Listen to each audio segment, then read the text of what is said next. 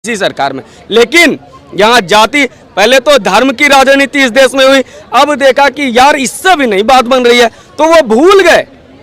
वो क्या कह रहे हैं, जिसकी जितनी हिस्सेदार जनसंख्या भारी उसकी उतनी हिस्सेदारी, मतलब 85% हिंदू के 15% मुसलमानों पे कब्जा कर ले, ये सोच है इनकी।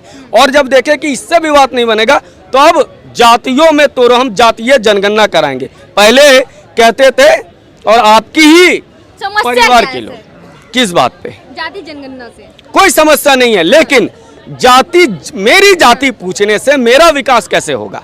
मैं आपका जाति पूछा नहीं, मैंने यहाँ पे लोग खड़े हैं, किसी न किसी की जाति नहीं पूछी। हमने ये देखा कि ये व्यक्ति कितना सुदृढ़ है, इसने खाना खाया है या नहीं खाया। प्रश्न ये होना पूछा जाना चाहिए था कि इस देश में कितने अमीर हैं, कितने गरीब हैं, कितने 2 जून रोटी के लिए तरस रहे हैं, कितने लोगों बेरोजगार हैं।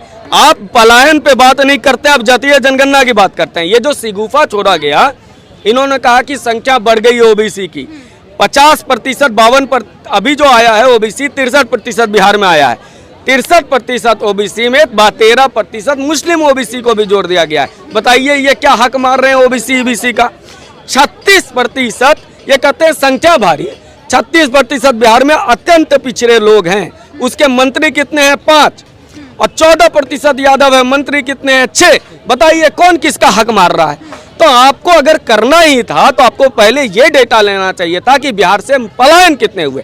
और जो कहते हैं इतनी संख्या घट गई, इतनी कम हो गई, तो हमने देखा कि देश में संसाधन खत्म हो जाए, तो हमने अगर परिवार नियोजन किया, और वो भी इंदिरा जी के कहने पर किया, और देश में एक सुचिता के साथ किया, तो क्या परिवार नियोजन की सजा मिलेगी इस देश में? क्या आपने परिवार नियोजन क्यों किया? इसकी सजा ये लोग देंगे।